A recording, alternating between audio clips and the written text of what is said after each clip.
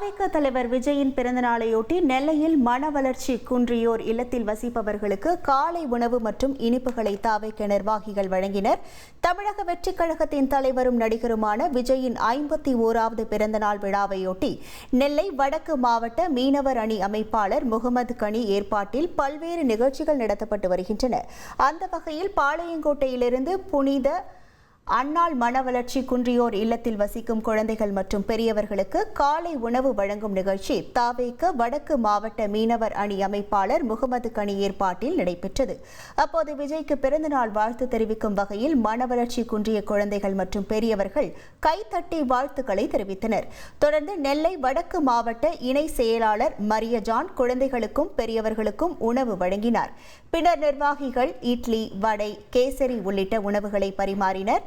இந்த நிகழ்வை தவிக மீனவர் அணி இணை அமைப்பாளர் இன்ஃபண்ட் பொருளாளர் தாரிக் மற்றும் மீனவர் அணி நிர்வாகிகள் ஒருங்கிணைத்தனர்.